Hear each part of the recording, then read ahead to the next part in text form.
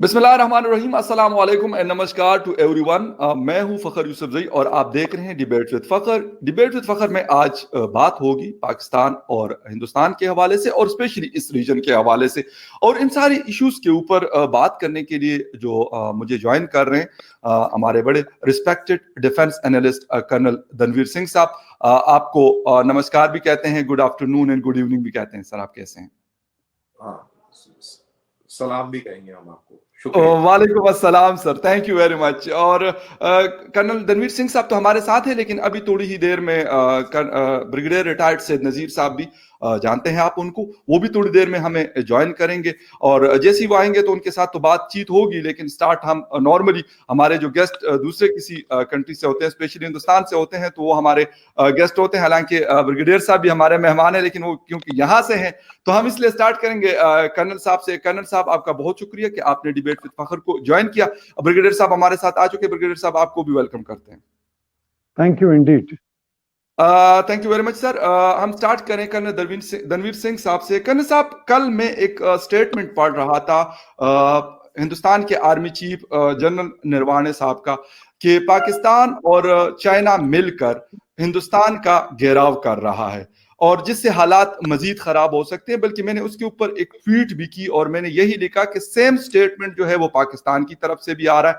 तो एक तो आप मतलब उस स्टेटमेंट के हवाले से, चाइना और हिंदुस्तान के बीच में जो क्लैश है उस हवाले से, और फिर इस स्टेटमेंट के हवाले से जरा अपना टेक दीजिएगा कि हमारे व्यूवर्स को पता चले और मेरे जैसे मतलब स्टूडेंट को भी पता चले कि यार यहाँ से भी ये बयानात आ रहे हैं और वहां से बॉर्डर के उस पार से भी सेम इसी तरह के बयानात आ रहे हैं। सर देखिए, जो हिंदुस्तान और पाकिस्तान की अगर हम बात करें तो एक बहुत बड़ा ट्रस्ट डेफिसिट है दोनों मुल्कों के बीच में सर। और ये ट्रस्ट डेफिसिट तारीखी है और उसी के चलते ये शक बढ़ जाता है जब आपके जो दोनों तरफ के जो दुश्मन मुल्क हैं, जब उनके बीच में काफी कोऑपरेशन चल रहा होता है, चाहे वो सिविल साइड में हो चाहे वो डिफेंस साइड में हो, तो जाहिर सी बात है as military thinkers and planners उनके कान खड़े हो जाएंगे और वो अपनी तैयारी उसी तरीके से करेंगे। लेकिन इसका जो अंडरलाइन है, चाहे वो आपके मुल्क में इस तरीके की बात हो या हमारे मुल्क में हो, वो है ट्रस्ट डेफिसिट। तो ये अंडरलाइन है। That is how I look at it. Brigadier साहब, कर्नल साहब ने बड़ी ज़बरदस्त बात की कि ट्रस्ट डेफिसिट है, इसलिए दोनों ममालिक मतलब आजकल मैं बल्कि कल परसों किसी से सुन रहा था कि हमारे इवन जो मेल सर्विस है, जो डाक वगैरह आती जाती है, इवन वो बंद है। मेरी हिंदुस्तान में किसी से बात हो रही थी और पाकिस्तान में भी सेम इसी तरह के मतलब खबरें आ रही हैं। क्या वजह है कि अभी मतलब हम ये बात तो कर रहे हैं जिस तरह जनरल नरवाने साहब ने अपने खदशात का इजहार किया, same as it is DGISPR ने 2 दिन पहले जब पिंडी में प्रेस कॉन्फ्रेंस की तो यही बातें उनसे हमने सुनी। मतलब कर्नल साहब ने इंडिया की तरफ से अपना पॉइंट ऑफ व्यू दिया। अब पाकिस्तान से, क्योंकि आप भी रिटायर्ड ब्रिगेडियर हैं, आपने इस इदारे को सर्व किया हुआ, क्यों इस तरह की बातें हो रही? ठीक है, फौज का काम है, जंग करना ये उनकी रिस्पॉन्सिबिलिटी होती है, अपने अपने कंट्रीज को प्रोटेक्ट करना, बट ये ट्रस्ट डेफिसिट कम क्यों नहीं हो रहा? बल्कि मुझे तो लग रहा है कि पिछले अगर हम 2-3 सालों में देखें तो बहुत हाई लेवल पे चला गया। जी बहुत शुक्रिया। जहां तक ट्रस्ट की बात होती है तो जाहिर है कि हम कहते हैं कि उसके लिए ट्रस्ट बिल्डिंग मेयर्स होते हैं, और जब ट्रस्ट बिल्डिंग मेयर्स को भी स्टॉप लग जाए तो फिर जाहिर है कि डिसट्रस्ट जो है या मिसट्रस्ट जो है वो ज्यादा परवान चढ़ता है और जो ट्रस्ट होता है वो कम से कम होता जा रहा है। तो हम देख रहे हैं कि पिछले 2-3 सालों से खुसूसी तौर पर मिसट्रस्ट जो है वो ज्यादा बढ़ रहा है, और ट्रस्ट के लिए जो इकदाम होने चाहिए, जो कि मेरे ख्याल में कि डिप्लोमेसी दोनों मुल्कों के दरमियान चैनल मौजूद है और दोनों के सफारतकार भी मौजूद है। इसके अलावा मुख्तलिफ फोरम्स पर, उनके साइडलाइंस पर भी वो मिलते हैं, फॉरेन सेक्रेटरी मिनिस्टर के लेवल पर, और उसके अलावा बाकी भी बहुत बैकडोर चैनल होते हैं, ट्रैक 2 होता है। लेकिन ये सारी चीजें क्यों फ्रीज हो गई है? और ये एक मतलब है कि ऐसा अलमिया है। ब्रिगेडियर साहब, आपकी आवाज हमें नहीं आ रही, शायद आपका इंटरनेट प्रॉब्लम कर रहा होगा। कर्नल साहब, आपकी तरफ आना चाह रहा हूं। जब 2 दिन पहले DGISPR ने जनरल इफ्तिखार साहब ने प्रेस कॉन्फ्रेंस की तो उन्होंने बार-बार मुख्तलिफ मौक़ों पे नाम लिया हिंदुस्तान का कि हिंदुस्तान हमारे मुल्क को डिस्टेबलाइज़ करना चाह रहा है। ईस्टर्न बॉर्डर के ऊपर जो है बहुत ज़्यादा बॉर्डर वायलेशन हुई है। लेकिन यही जब खबरें मैं मतलब हिंदुस्तानी चैनल्स को देखता हूँ तो यकीनन उनके भी यही गिले हैं। वो कहते हैं कि भई 5000 दफ़ा से ज़्यादा शायद 2019 और 20 में वायलेशन की गई है पाकिस्तान की तरफ से। 3000 कुछ दफा का ये बता रहे हैं कि 3100 टाइम जो है वो पाकिस्तान क्लेम करता है कि हिंदुस्तान ने ये वायलेशन की है। मतलब आपस में हम एक बात नहीं कर सकते। हालांकि दुनिया में जब भी किसी के बीच में कोई मामला होता है तो मेरे ख्याल में उनको स्टेक होल्डर को बात करनी चाहिए, ना कि हम अमेरिका की तरफ हम भी देखते हैं, आपका मुल्क भी यकीनन देखता होगा, या किसी और बड़े मुल्क की तरफ हम क्यों देखते हैं। देखिए, इसमें जहां तक सीज फायर वायलेशन का सवाल है, ये गवर्नमेंट्स जो बोलती हैं, आपकी जो बोलती है वो आपको मानना पड़ेगा, और जो हमारी गवर्नमेंट बोलती है वो हमें मानना पड़ेगा, क्योंकि ना आप वहाँ लाइन ऑफ कंट्रोल पे मौजूद है, ना मैं मौजूद हूँ। इसका कोई हम प्रूफ नहीं कर सकते। लेकिन एज गुड नेशनलिस्ट, चाहे आप हैं या मैं हूँ, हमें अपनी गवर्नमेंट के फिगर्स को मानना पड़ेगा, और गवर्नमेंट का जो भी इस चीज पे मौकिफ है as good nationals of our respective country को हमें मानना पड़ेगा। लेकिन सवाल ये है कि पिछले 70 साल से एक दूसरे को मारने के लिए तैयार है, और अरबों खरबों करोड़ों रुपया जो है एक दूसरे को तबाह करने के लिए इकट्ठा किया जा रहा है, उसको इस्तेमाल किया जा रहा है, और बहुत बड़े बड़े हथियार जो हैं हमने इकट्ठे कर लिए हैं। एक मौके पर हम एक दूसरे को पूरी तरह तबाह कर देंगे। तो मेरा जो सोचने का तरीका है वो थोड़ा मुख्तलिफ है, क्योंकि मैं हिस्ट्री का शौकीन हूँ, और हिस्ट्री मेरा बड़ा फेवरेट सब्जेक्ट है। तो मैं इसको ऐसे नहीं देखता जैसे मैं ये इस पूरे खित्ते की हिस्ट्री जो है 70 साल से नहीं देखता। मैं इसको बहुत लंबे अरसे से जोड़ के देखता हूँ। 5-6 हजार 7 हजार साल पुरानी जो भी हिस्ट्री दर्ज है, न्यूट्रल हिस्ट्री में उसको पढ़ता हूँ। और नुकसान किसका होगा इसमें? नुकसान at the end of the day, नुकसान इस खित्ते में रहने वाले आम लोगों का होगा। मैं जान के हिंदुस्तानी पाकिस्तानी शब्द का इस्तेमाल नहीं कर रहा हूँ। जब इस मुल्क में, जब भी कभी इस खित्ते में, मुल्क भी नहीं कहना चाहिए, जब भी कभी इस खित्ते में बाहर से बैरूनी ताकतों का जब यहाँ पर बोलबाला रहा, तो किसका नुकसान हुआ? आम आदमी का नुकसान हुआ। जो बैरूनी ताकतें थी वो तो बहुत माला माल होकर वापस चली गई। तो अगर आप और हम इसी तरह लड़ते रहे और 70 साल और 170 साल, पता नहीं कितने साल, तो क्या होगा? तो यही होगा ना, तब एक वैक्यूम बनेगा। क्योंकि आपके अंदर एक जो इंसान होता है, अगर वो बीमार रहे, लगातार बीमार रहे, तो वो जिस्मानी तौर पर कमजोर हो जाता है, उसको कोई भी काबू कर लेगा। तो जब एक तरीके से जब आप कमजोर हो जाएंगे तो आपके ऊपर फिर से कोई काबू कर लेगा। क्योंकि यही इस खित्ते की, अगर आप हिस्ट्री खोलें, मैंने बोला ना 5000 साल की हिस्ट्री खोलें, तो चाहे कोई भी हो, अलेक्जेंडर से लेके और ब्रिटिश तक, यही एक हिस्ट्री रही है, और इससे भी हम नहीं सीख पाएंगे। तो मेरे ख्याल से ऐसी history will repeat itself, and let me tell you, history will repeat itself. और जो मारा जाएगा और जो पिसेगा, और वो कमजोर आदमी मारा जाएगा, गरीब आदमी मारा जाएगा। आज भी जो मर रहा है वो लाइन ऑफ कंट्रोल के ऊपर एक सिपाही मर रहा है जो कि गांव से आता है। वो कोई अरबपति, करोड़पति और मतलब फॉरेन वीजा और पासपोर्ट के साथ नहीं आता है। वो बिल्कुल ग्राउंड का एक गरीब आदमी है जो नौकरी करने आता है, और वो देश के जज्बाती चूरनों को खा के और वो वहां पर शहीद होने के लिए तैयार होता है। होना भी चाहिए कि अपने मुल्क के लिए, बिल्कुल।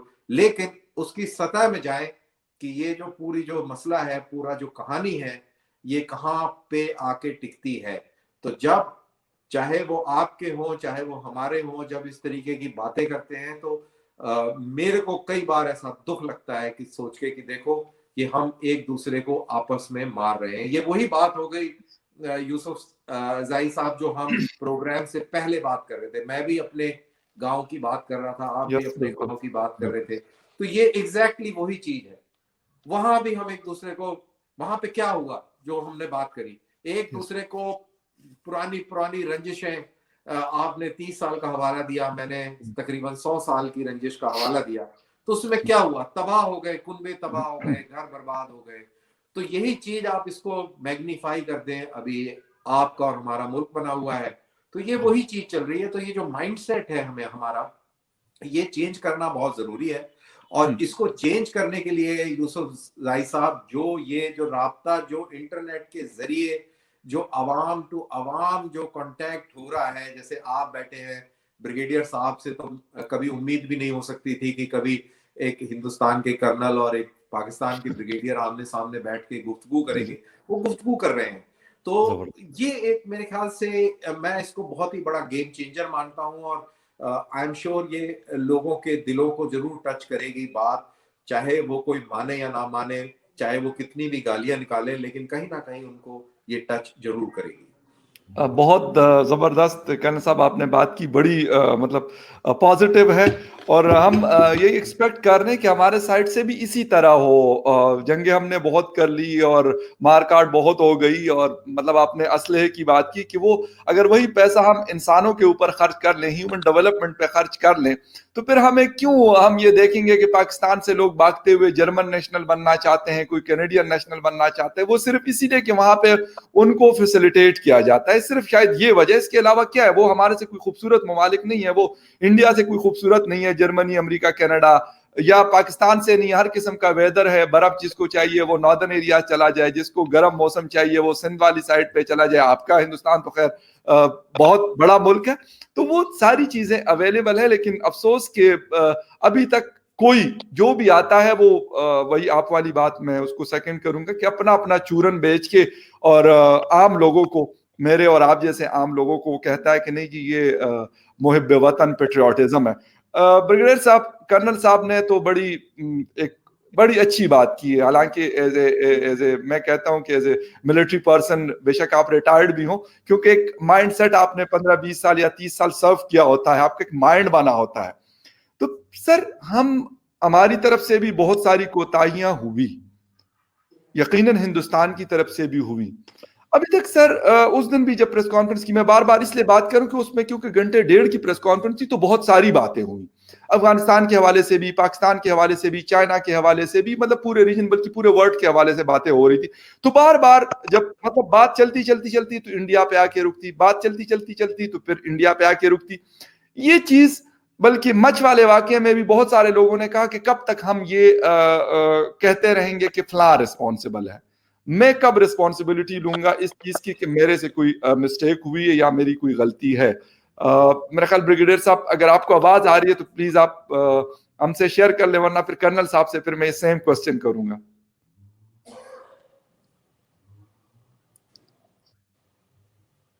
एक्चुअली ब्रिगेडियर साहब का व्यूअर्स इंटरनेट का मेरा ख्याल इशू आ रहा है, बार बार वो डिस्कनेक्ट हो जाते हैं, हम हमारे से राब्ता खत्म उनका हो जाता है। यही सवाल मैं उनसे इसलिए करना चाह रहा हूं कि कर्नल साहब, ब्रिगेडियर साहब, अगर आपने मेरा क्वेश्चन सुना है तो आप उसका आंसर कीजिए। जी, आपका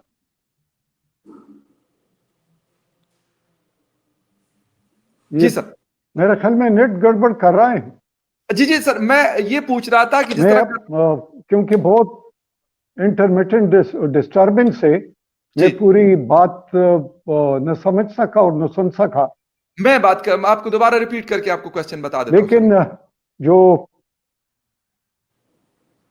जी सर, बेसिकली कर्नल साहब ने बात की कि हमने लड़ाई झगड़े बहुत सारे कर लिए, सारा कुछ हो गया, हम अपने बजट के ऊपर, मिलिट्री बजट के ऊपर अरबों नहीं करोड़ों रुपया बल्कि अरबों डॉलर्स हम खर्च करते हैं, हिंदुस्तान भी और पाकिस्तान भी। मैंने कहा कि अगर इसको हम ह्यूमन डेवलपमेंट के ऊपर यूज करना शुरू कर दें तो शायद बेहतरी आ सकती है। मैंने कहा कोताहियां पाकिस्तान की तरफ से भी हुई हैं और हिंदुस्तान की तरफ से भी। लेकिन जब 2 दिन पहले DGISPR की प्रेस कॉन्फ्रेंस हो रही थी तो वो बार बार मैंने कहा जो भी कोई चीज होती थी तो उसको मतलब ऐसे लग रहा था कि उन्होंने मतलब यही वो किया हुआ अपने पास कि हमने बस यही करना है कि Hindustan is the responsible for all the thing in Pakistan. ये चीज क्यों हो रही है? क्यों हम मतलब मेरी अगर कोई गलती है तो मुझे मान लेनी चाहिए, ना कि मैं उसके लिए किसी और का शोल्डर ढूंढता रहूं।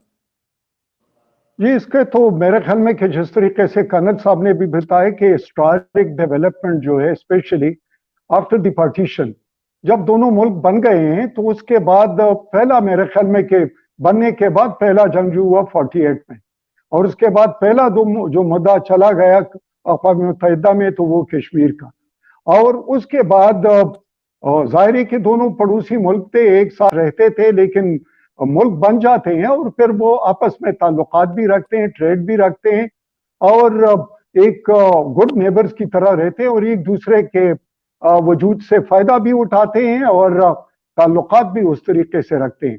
लेकिन अनफॉर्चुनेटली कि जो पहले लीडर भी थे, हालांकि बड़े स्ट्रेचर के थे, गांधी साहब को देख लो, जिन्ना साहब को देख लो, फिर उसके बाद नेहरू था, फिर उसके बाद हमारे भी इस तरह, लेकिन वो सेंस क्यों प्रिवेल नहीं कर गया ताल्लुकात को बिगाड़ने की बजाय, या उसको मतलब है कि एक दूसरे से एक किस्म के बेहतर रिलेशन रखने की बजाय हम उसको बिगाड़ते जाएं।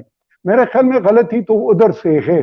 दूसरी बात यह है कि अगर कोई मसला है तो किसी भी मसले का हल ढूंढा जा सकता है अगर सिंसियरिटी हो, लेकिन वो सिंसियरिटी भी नजर नहीं आई। इसलिए वक्त के साथ साथ जो फिशर्स थे, जो ताल्लुकात थे, वो खराब होते गए और फिर उसके बाद जंगें भी हुई, 65 की हुई, 71 की हुई, फिर कारगिल भी हुआ, और अब भी जो है ऑलमोस्ट एलआईसी पर तो जंग जैसी सूरत हाल है।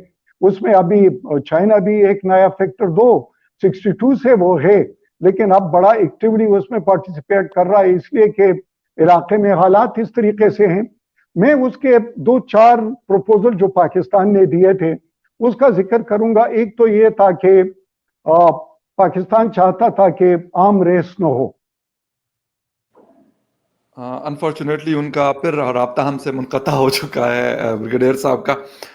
कर्नल साहब, हम बात कर रहे हैं चाइना की, बल्कि ब्रिगेडियर साहब ही ने चाइना का जिक्र छेड़ा, और मैंने आपको निर्वाणा साहब के हवाले से भी बताया कि पाकिस्तान के साथ भी हिंदुस्तान का मसला है। कश्मीर के हवाले से ज्यादा बात यही की जाती है, जब भी हम बात करते हैं तो कश्मीर का नाम हम सारे लोग, शायद हिंदुस्तान की तरफ से कम लिया जाता हो लेकिन पाकिस्तान की तरफ से ज्यादा लिया जाता है। अब बीच में से आपका एलएसी वाला मामला हुआ लास्ट ईयर जून में 2020 में, तो अब क्या हो सकता है ऐसा, क्योंकि चाइना मेरे ख्याल में एक बड़ा मुल्क है, उनके साथ ट्रेड आपका भी बहुत बड़ा ट्रेड है, हम भी उनसे इंपोर्ट ही करते हैं, उनको एक्सपोर्ट तो शायद हमारी इतनी नहीं है लेकिन इंपोर्ट हमारी उनसे बहुत ज्यादा है। सीपेक का प्रोजेक्ट भी चल रहा है और वो ये कह रहे हैं कि ये इस रीजन के लिए, ये सिर्फ पाकिस्तान या चाइना के लिए नहीं है। तो हम बजाय इसके कि हम इन चीजों के ऊपर पड़े, मतलब इसके बीच में पड़े रहें और इसको मतलब मजीद घसीटते रहें, इसको बढ़ाते रहें, जिससे नुकसान मेरे ख्याल में ज्यादा है, फायदा किसी का ना आपका फायदा होना है ना पाकिस्तान का फायदा होना है। क्यों नहीं हम बैठ सकते एक पॉइंट के ऊपर और हम कहें कि यार ठीक है, अगर यूरोप के 28 कंट्रीज आपस में बैठ सकते हैं तो पाकिस्तान और हिंदुस्तान क्यों नहीं बैठ सकते, या चाइना के साथ हमारी क्यों ये चीज क्लियर नहीं हो सकती? देखिए, बड़ा इंटरेस्टिंग सवाल है और आपके सवाल का जवाब ब्रिगेडियर साहब के जवाब में है। ब्रिगेडियर साहब ने उन्होंने बोला कि सारी जो गलती है वो उधर से हुई है उनका। तो ये जो पॉइंट है, हमारे भी मानते हैं कि सारी गलती पाकिस्तान की तरफ से है, और अगर आप मेरे से पूछे पर्सनली तो मैं भी ऐसा मानता हूं कि जो मैंने पढ़ा है और जो मैं देखता हूं मैं भी मानता हूं। लेकिन क्योंकि आपका प्रोग्राम का मौजू अलग है तो मैं ये नहीं बोलूंगा कि गलती तेरी है, तुम बोलोगे कि गलती मेरी है। तो ये तेरी मेरी चलते चलते 70 साल हो गए हैं और 170 साल भी हो जाएंगे, क्योंकि तेरी मेरी का कोई भी एंड नहीं है। ये जब तक मेरी गलती क्या है मैं ये कबूलूंगा नहीं और आप अपनी गलती कबूलेंगे नहीं, तब तक हम टेबल पर बैठकर और बात नहीं कर सकते। पहले आपको ये समझना पड़ेगा कि मेरी क्या गलती है। दोनों तरफ से जब ये समझ जाएंगे कि मेरी ये गलती है, तब बात होगी कि भाई चलो भी गलतियां हमने मान ली कि मेरी ये हो गई है, मेरी ये हो गई है, अच्छा चलो टेबल पर बैठते हैं, हम इसको सॉर्ट आउट करते हैं। लेकिन जैसा कि मैंने बोला कि आपके सवाल का जवाब ब्रिगेडियर साहब के जवाब में था कि गलती सारी पार से है। तो गलती अगर पार से है, और मैं भी ऐसा मानता हूं कि गलती पार से है, तो आप बड़े दुख के साथ ये कहना पड़ रहा है कि ये इतनी जल्दी ये मसला हल होने वाला नहीं है, और ये इसके जो नताइज हैं ये भी अच्छे होने वाले नहीं है जहां तक आम लोग, कॉमन मैन की बात करें। तो जहां तक चाइना और इंडिया का सवाल है, ये एक डिफरेंट प्लेटफॉर्म पे है। मैं आपको वाजे करूं कि ये क्यों है, क्या डिफरेंस है इंडिया चाइना की रिलेशन में और इंडिया पाकिस्तान के बीच के रिलेशन में। हिंदुस्तान और चाइना के बीच में भी टेरिटोरियल डिस्प्यूट है। हम उसको लद्दाख रीजन कहते हैं, वो उसको टिबेटियन ऑटोनोमस रीजन कहता है। उसको अरुणाचल प्रदेश के ऊपर भी उसने डिस्प्यूट डाला हुआ है और हमने उसको अपना मानते हैं, वो दैट इज आवर टेरिटरी, तो हम उसको डिस्प्यूट नहीं मानते। तो वहां पर फौजें हैं, 1962 से वहां पे फौजें हैं और वो फौजें जो है आपस में लड़ती नहीं है। वो फौजें इतनी क्योंकि मैंने तो दोनों तरफ नौकरी करी है और इतना दूसरे किस्म का माहौल रहता है वहां पर। आज के हालात में भी आपकी हॉटलाइन होती है, आपका मन करता है कि भाई मेरे जो सामने जो फौज है उसके मैं एडजुटेंट से बात करूं, तो मैं फोन उठा के उसको बात कर लेता हूं, वो इंटरप्रेटर के साथ में बात कर लेता है। और फ्लैग मीटिंग वगैरह होती है तो हम एक दूसरे के पास जाते, खूब खाते पीते डांस करते और बहुत ही एक डिफरेंट माहौल। लगता ही नहीं कि ये अलग है ये, और ये ऐसा नहीं है कि ये रेगुलर होता है, रेगुलर होता है। और माइंड यू अभी भी जो कोर कमांडर की जो टॉक्स चल रही हैं, 8 टॉक्स हो गई, 9th होगी, वहां पर भी जो इंटरपर्सनल जो माहौल होता है वो बहुत ही खुशगवार होगा, क्योंकि चाइनीज के साथ में इसी तरीके से है। वो एक अलग किस्म का वो है, वहां पे गोली नहीं चलती, वहां पे हम लाइन ऑफ कंट्रोल के एक्चुअल कंट्रोल के ऊपर वेपन लेके भी नहीं जाते। आपने देखा कि दोनों न्यूक्लियर आर्म्ड कंट्रीज हैं, लेकिन एक बार भी न्यूक्लियर शब्द का इस्तेमाल नहीं किया किसी भी मुल्क ने। दोनों न्यूक्लियर आर्म मुल्क हैं, इनके बीच में दोनों तरफ के फौजियों के बीच में झगड़ा हुआ तो ये पत्थर और डंडों से ही लड़ाई लड़ ली इन्होंने। और हमारे 20 सैनिक मारे गए और अमेरिकन इंटेलिजेंस के हिसाब से 35 सैनिक चाइनीज मारे गए। अब वो कितने मारे गए, चाहे उनका एक मारा गया या हमारे 20 मारे गए या एक भी नहीं मारा गया, it does not make a difference. The fact of the matter is कि बहुत सारे इंसान जो हैं इसमें खत्म हो गए, बेवजह खत्म हो गए। और तो ये है पाकिस्तान सॉरी इंडिया और चाइना के बीच में जो बॉर्डर इशू को लेकर और जो दोनों आर्मीज के बीच में जो तनातनी है जी।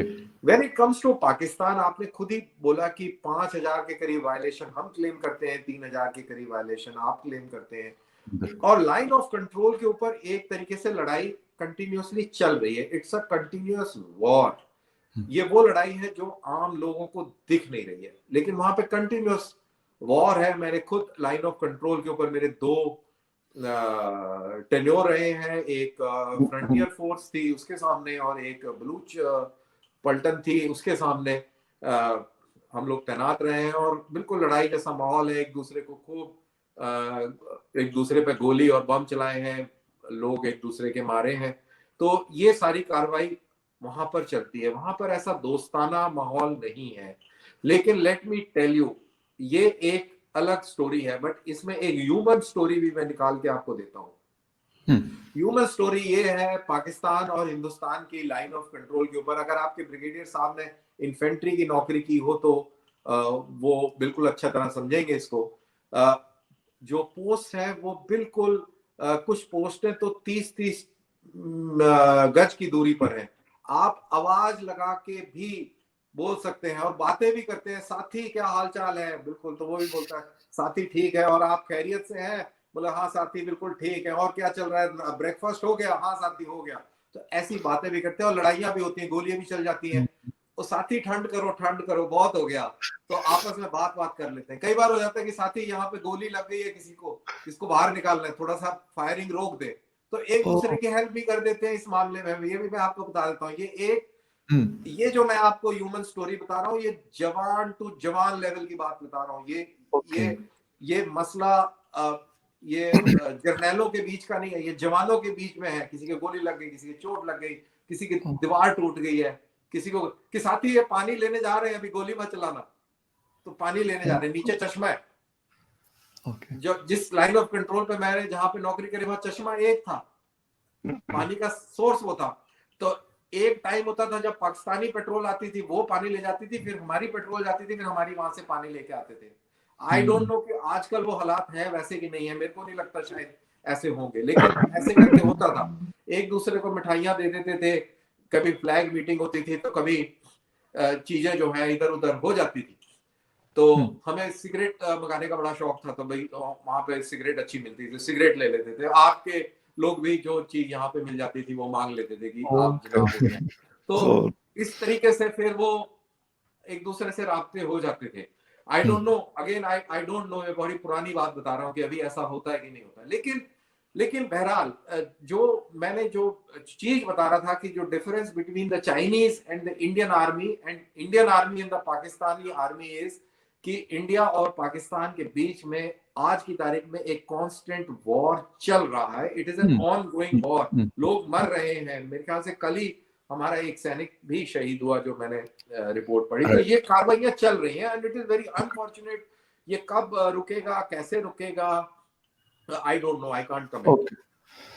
ब्रिगेडियर साहब, आप अगर अपनी बात कंप्लीट करना चाहे तो वो कर लें, फिर वो हनीफ अतमर साहब और जयशंकर साहब के हवाले से एक क्वेश्चन मैं आपसे करना चाहूंगा, फिर कर्नल साहब की तरफ जाएंगे।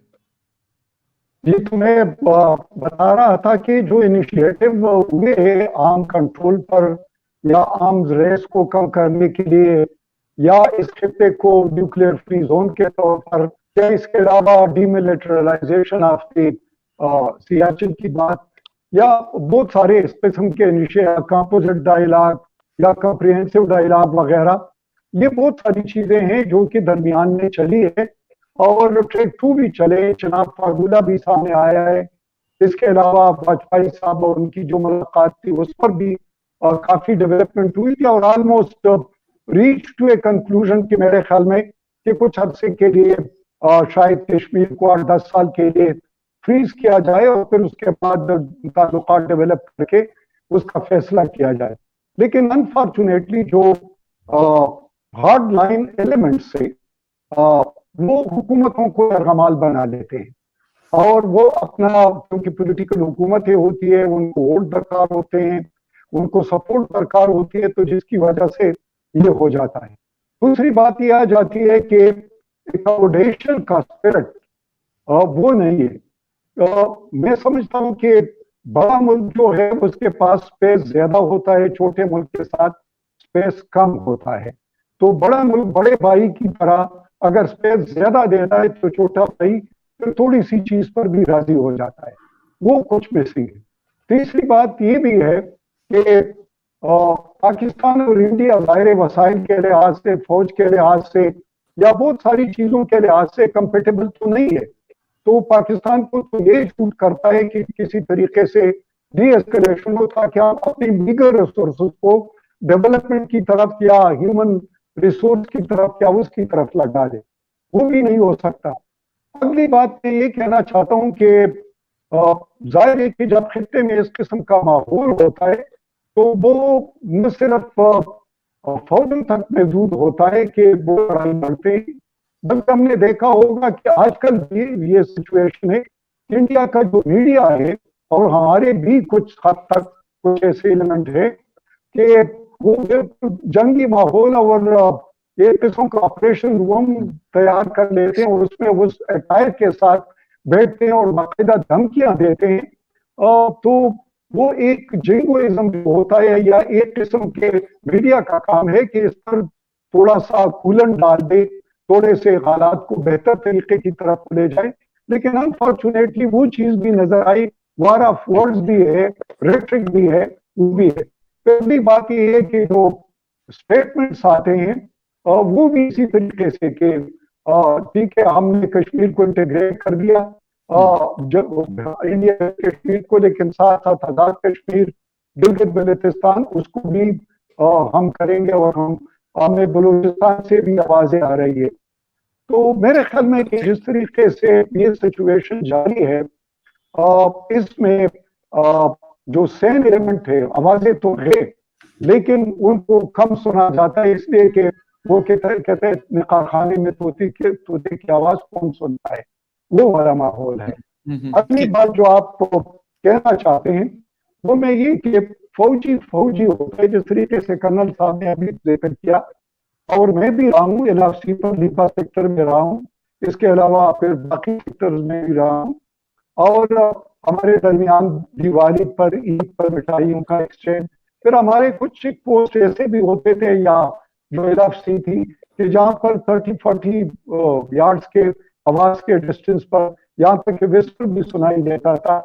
और उसमें इस किस्म के ताल्लुकात होते थे। कर्नल साहब ने जो कहा, ये फौजी जो होता है बड़ा इनोसेंट भी होता है और बड़ा क्लीन हार्टेड भी होता है और रिस्पेक्ट भी करते हैं, क्योंकि फौजी मरता है, उधर फौजी मरे इधर फौजी मरे, फौजी है।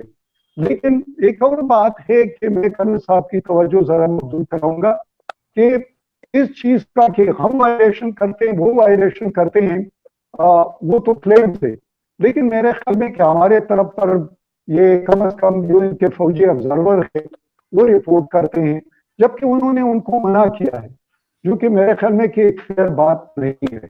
उसको एक्सेस देना चाहिए ताकि एक न्यूट्रल वहां पर मौजूद हो, लेकिन उनको भी नहीं जाने। फिर हम अक्सर जो डिप्लोमेट से उनको ले जाते हैं जहां पर बारी होती है और वहां देख लेते हैं कि सिविल आबादी कितनी मुतासर हुई है। लेकिन अनफॉर्चुनेटली हमें ऐसे भी रिपोर्ट्स मिली हैं और कुछ पिक्चर्स और वीडियोस हैं जहां पर आर्टिलरी की या मोटर्स की डिप्लॉयमेंट जो है वो सिविल आबादी में है, और जहां पर अगर हम उनको काउंटर बम्बार्डमेंट करते हैं तो वो निशाना बनते हैं। ये ह्यूमन एस्पेक्ट आता है। और तीसरी बात ये आ जाती है कि कुछ अच्छे भी, जैसा जनरल कर्नल साहब बात कर रहे हैं, लेकिन कुछ ऐसे एलिमेंट में हमारे स्पेशली जो वेटरन है कि वो भी कुछ जल्दी पर तेल का काम देते हैं और कहते हैं कि रैप को एज ए वेपन इस्तेमाल करें या ह्यूमन शील्ड को इस्तेमाल करें। तो मेरे ख्याल में ये बहुत सारे मिसालें हैं जो कि इंसानियत के लिहाज से और अदरवाइज भी वो कुछ प्रोफेशनल टच नहीं देता। ठीक है सर। अच्छा कर्नल साहब, आपकी तरफ आऊंगा। एक तो ये बात आपसे पूछनी थी कि मीडिया का कितना रोल है। बीइंग ए जर्नलिस्ट, ये मेरा क्वेश्चन जितने भी हमारे हिंदुस्तान के दोस्त होते हैं या यहाँ के हमारे मिलिट्री के लोग या कुछ और होते हैं लोग, तो मैं उनसे ये सवाल लाजमी करता हूँ कि मीडिया कितना रोल प्ले कर रहा है अपना इस चीज में कि यार मतलब एक जंग ज़दा माहौल को दिखाना या ये मतलब शो करना कि बस बहुत हालात खराब हो गए हैं और कोई बात नहीं है और बस हम ये कर लेंगे वो कर लेंगे। ये मतलब कितना समझते हैं कि उनका ये रोल जो है, नेगेटिव रोल की मैं बात कर रहा हूं, कि वो बहुत ज्यादा होता है इन चीजों में। बेशक हम मेरे पाकिस्तान मीडिया या हिंदुस्तान दोनों मीडिया की बात कर रहा हूँ। जी जी बिल्कुल। मैं इसका एकदम जवाब दूंगा, लेकिन ब्रिगेडियर साहब ने जो बोला, मैं पहले जरा उनकी तरफ से जो उन्होंने बोला वो मैं बोल दूं।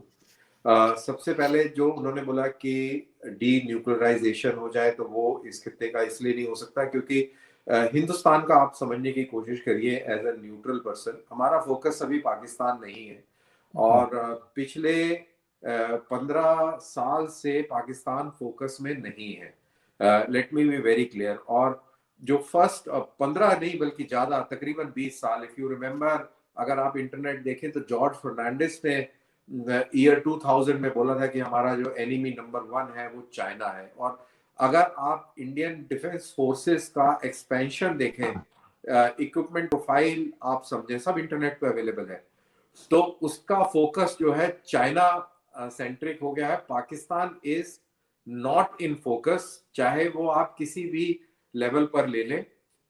तो जहां तक डी न्यूक्लियराइजेशन और इंडिया पाकिस्तान को हाइफनेट करने की बात वो करेंगे तो वो नहीं होगा, क्योंकि इंडिया का फोकस अलग हो गया है। इंडिया और चाइना का मसला टेरिटोरी का नहीं है, ये इंडिया और चाइना का मसला आज से 25 साल के बाद की दुनिया के स्टेज के ऊपर कौन डोमिनेंट रहेगा वो वाला गेम चल रहा है। दूसरे किस्म का खेल है। चाइना दबाने की कोशिश उसने करी थी, लेकिन चाइना आज की तारीख में वो एक सिचुएशन में फंस चुका है जिस तरीके से इंडियन फोर्सेस ने उनको रिप्लाई किया है।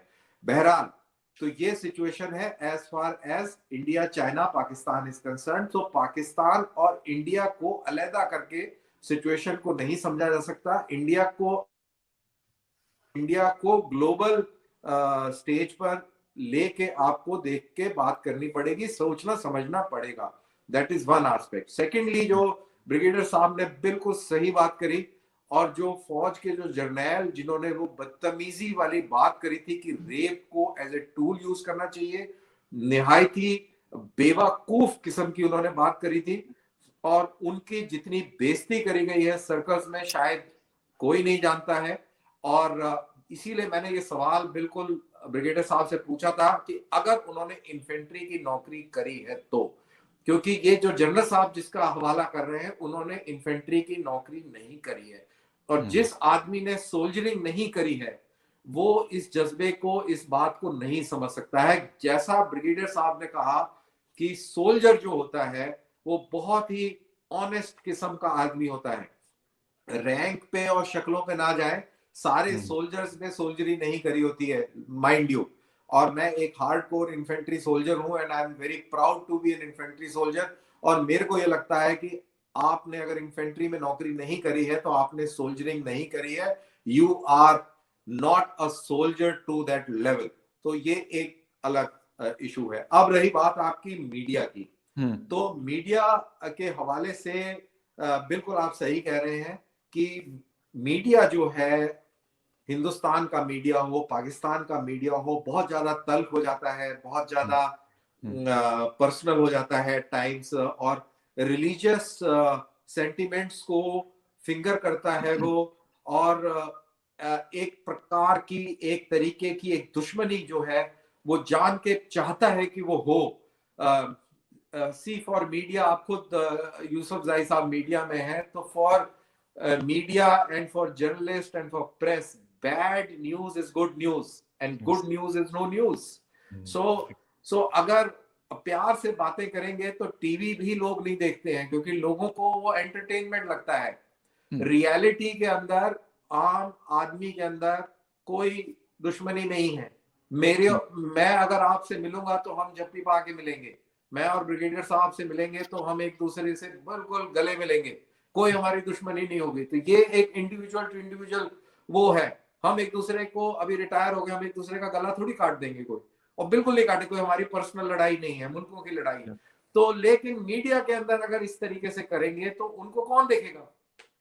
तो ये अंडरस्टैंड करना पड़ेगा, ये हमको भी, आपको भी, और आपकी तरफ भी कोई काम नहीं है। मैं पीछे मैं नाम भी लेना चाहूंगा, वो आपकी वो बोल्ड टीवी की है, वो क्या नाम है, फिजा, डॉक्टर फिजा। हाँ, वो कितनी बातें करती है और किस तरीके से होता है। तो मेरे को, मैं उनके बेचारे की कोई गलती नहीं है इन द सेंस कि वो तो जैसा प्रोग्राम प्रोड्यूसर बना रहा है उसमें फिट हो रही है वो, और वही चीज हमारे यहाँ भी है। तो खैर बहरहाल मैं इसको खुद पर्सनली लाइक नहीं करता हूँ, लेकिन एट द सेम टाइम ऐसा भी नहीं है, मैं इतना दूध का धुला भी नहीं हूँ। कई बार ऐसी सिचुएशन में पड़ा हूँ जहाँ पे मैंने भी तू मैं करी, और जैसा कि मैंने आपको पहले बोला कि जब तक आप अपनी गलती को नहीं कबूलेंगे तब तक आप आगे प्रोग्रेस नहीं कर पाएंगे। बिल्कुल जबरदस्त। असल चीज यही है कि हम अपनी गलती को, अगर अपनी गलती मान ले तो मेरे ख्याल में बहुत सारे काम हमारे आसान हो जाते हैं, बेशक हमारी पर्सनल लाइफ में हो या फिर अगर प्रोफेशनल लाइफ में हो या फिर मुल्कों के दरमियान ये इस तरह के इश्यूज हो तो वो होते हैं।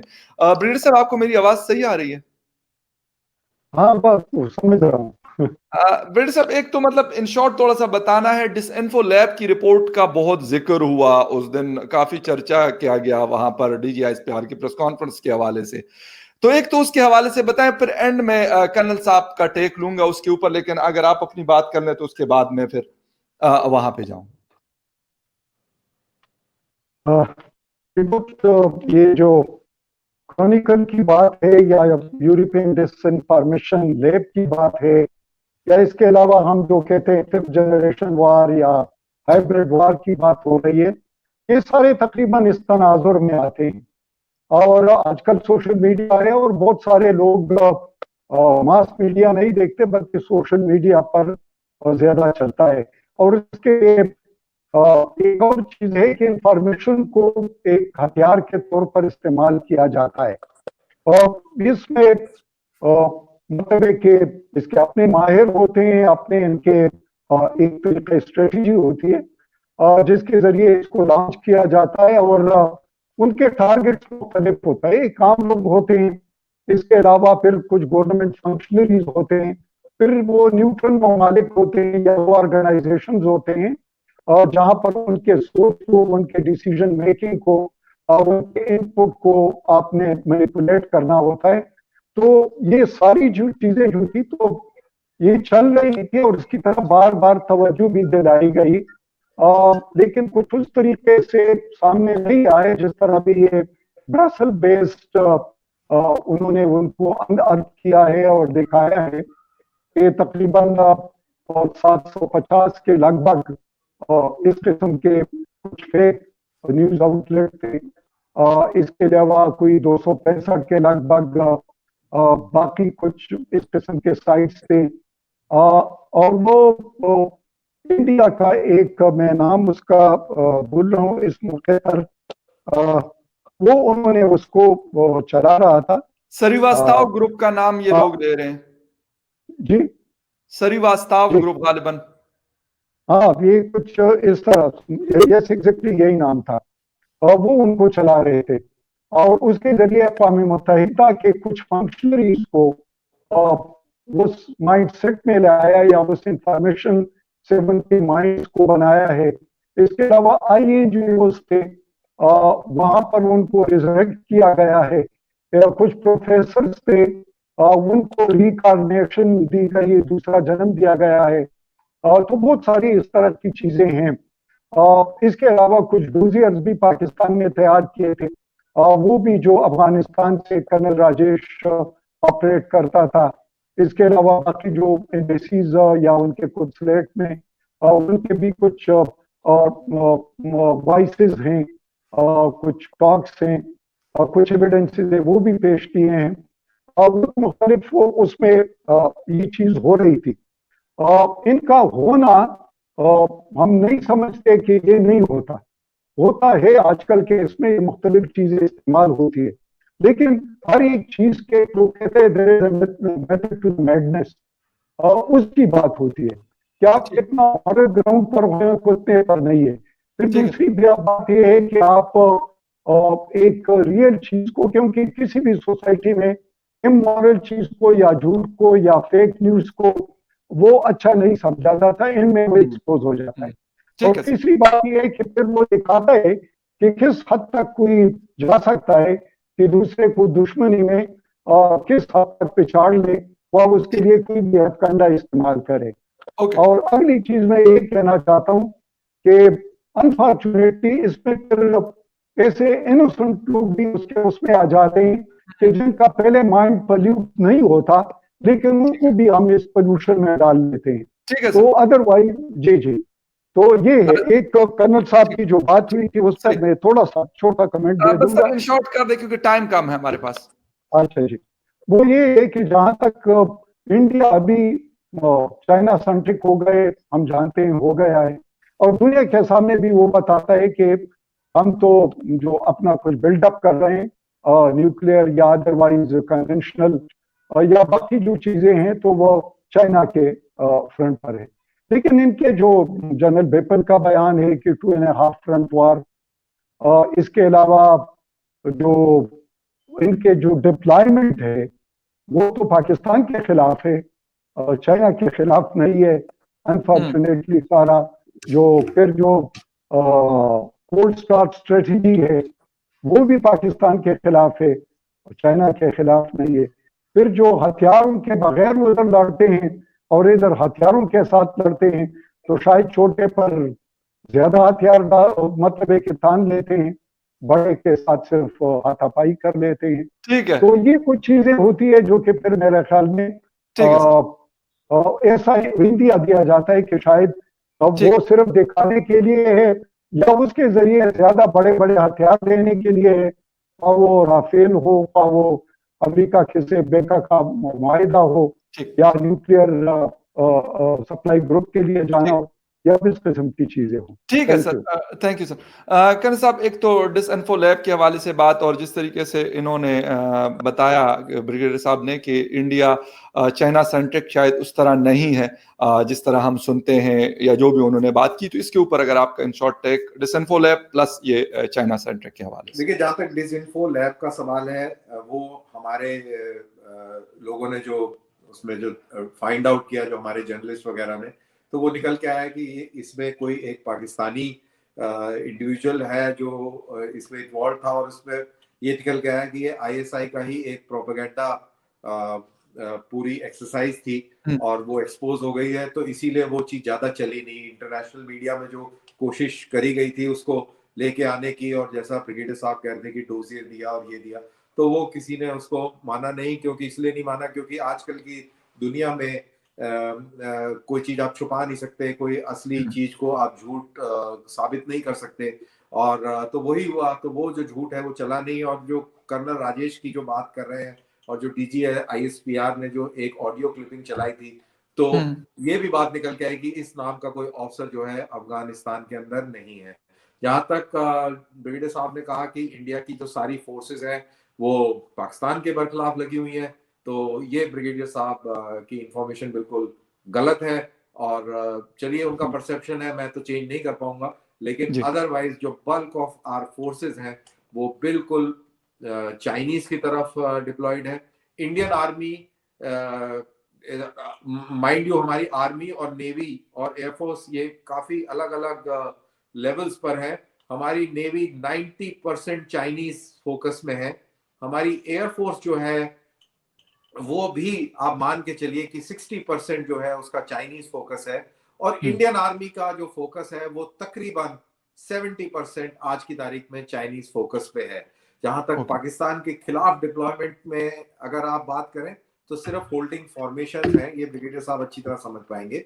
सिर्फ होल्डिंग फॉर्मेशन जो है, जो कि बेहद ही जरूरी है, वो पाकिस्तानी बॉर्डर पे है।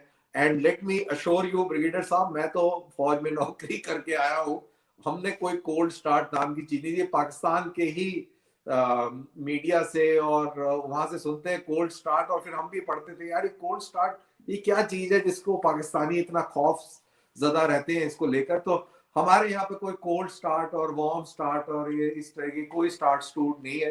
हमारा जब स्टार्ट होगा तो फिर स्टार्ट ही होगा। तो इस तरीके के कोई, मैंने तो खैर सुनी नहीं है, मैं ये जो चीजें सुनता हूँ ये पाकिस्तान की तरफ से सुनता हूँ। ठीक है सर, ब्रिगेडियर साहब thank you very much, and colonel Dhanveer Singh साहब आपका भी बहुत शुक्रिया। लेकिन एट द एंड जो मैं चीज समझा हूँ वो यही है, शुरू में भी यही बात हुई थी कि डेफिसिट है एक पाकिस्तान और हिंदुस्तान के दरमियान, और शायद यही भी है, ये एक इशू है लेकिन इसको क्रिएट किया गया है, ये आर्टिफिशियल तरीके से इसको क्रिएट किया जाता है कि अगर डेफिसिट ना हो आपस में, ठीक है, ट्रस्ट डेफिसिट ना हो, तो फिर ये चीजें बिकेंगी कैसे। ये सारी इसीलिए बिकती है कि हम ये कहते हैं कि हम कभी इंडिया के ऊपर ट्रस्ट नहीं करेंगे, हिंदुस्तान में यही वावेला है कि हम पाकिस्तान के ऊपर ट्रस्ट नहीं करेंगे, हमारा दुश्मन नंबर 1 पाकिस्तान है, और पाकिस्तान में यही बच्चों से लेके बड़ों तक यही माइंड में बिठाया जाता है कि हिंदुस्तान आपका दुश्मन नंबर 1 है। लेकिन मैं जो समझता हूं कि हमारा दुश्मन नंबर 1 बेशक हिंदुस्तान का हो या पाकिस्तान का, वो गुर्बत है, मतलब जो हमारी एजुकेशन की कमी है, हेल्थ के मसाइल है, ये हमारा दुश्मन नंबर 1 है। लेकिन मेरे ख्याल में वो शायद बिकता नहीं है, उसको कोई फिर वो सेल आउट नहीं होती मार्केट में वो चीजें। वो बेशक मेरे मीडिया से ताल्लुक होने के बावजूद मैं कहूंगा कि शायद मीडिया की वाह उस पर नहीं होती या मीडिया को उस पर रेटिंग नहीं मिलती, तो इसलिए उन चीजों को कोई भी हाईलाइट नहीं करेगा। न मेरे मुल्क में नंगे भूखे जो फिर रहे होते हैं बच्चे बड़े, उनकी बात करेगा, और ना हिंदुस्तान के ऊपर 1.5 अरब के करीब पॉपुलेशन है, 220 मिलियन हमारी पॉपुलेशन है, कोई शायद इसके ऊपर बात नहीं करेगा, बल्कि यही आम रेस चलती रहती है। उस पर कमीशन भी हमारे यहाँ भी बहुत जनरल साहिबान जो है माशाल्लाह बिलियनियर्स बन गए और बनते जा रहे हैं। तो अगर ये सारी चीजें खत्म हो जाती है तो मेरे ख्याल में ये एक बहुत बड़ा बिजनेस, और दुनिया का भी, बेशक वो अमेरिका हो या जो बड़ी मोस्ट सिविलाइज्ड सोसाइटीज हो, यूरोपियंस, क्योंकि वो भी असला बेच के अपनी दुकान चला रहे होते हैं, उसके बगैर उनके पास कोई और कारोबार नहीं है। और कितना कमाते होंगे, आपसे और मुझसे इसी से कमाते हैं कि अगर एक जहाज वो हमें भेजते हैं तो मिलियन ऑफ डॉलर्स हम उनको पे करते हैं, तो हम उनसे एक जहाज खरीदते हैं, हम पाकिस्तान हो या हिंदुस्तान हो। तो ये सारी चीजें हैं। लेकिन मुझे नहीं पता, मेरे फादर खुद सर्व कर चुके हैं आर्मी में, ठीक है, वो भी, उनसे भी मैं कहानियां सुनता रहता हूं। ब्रिगेडियर साहब जैसे हमारे बड़े अच्छे शफीक इंसान, उनसे भी बात जब होती है, मुलाकात होती है, ब्रिगेडियर साक साहब है, कर्नल साहब जैसे लोग हैं, कर्नल शैलेंद्र सिंह साहब हैं, या वहां के जनरल कादियान साहब हो, उनसे कभी कभार बात हो जाती है मेरी, तो उनकी बातें तो मैं सुनता हूं कि यही है। लेकिन शायद बैक पे जो पॉलिसियां बनाने वाले लोग हैं वो ऐसी पॉलिसीज बनाते कि ये चीज कभी शायद एंड ना हो, और अगर एंड हो गई तो फिर सारा कुछ उनका खत्म हो जाएगा और हमारी जिंदगियां अच्छी हो जाएंगी। वंस अगेन कर्नल साहब, thank you very much for joining debate with Fakhar, and brigadier साहब आपको भी बहुत शुक्रिया कहता हूं कि आपने ज्वाइन किया। में मसला आ रहा था लेकिन फिर भी आप हमारे साथ रहे, thank you very much, and thank you very much viewers, आपने डिबेट विद फखर को देखा। अगर कोई आपको क्वेश्चन करना है, कोई बात करनी है, कोई बात अच्छी नहीं लगी, तो कमेंट सेक्शन ओपन है, मेरा ट्विटर भी फखर जई 7 जो है वहां पे भी आप आकर बात कर सकते हैं, मुझसे पूछ सकते हैं और अपने गिले शिकवे मेरे साथ शेयर कर सकते हैं। Thank you very much all of you कि आपने मेरा शो देखा। अल्लाह हाफिज।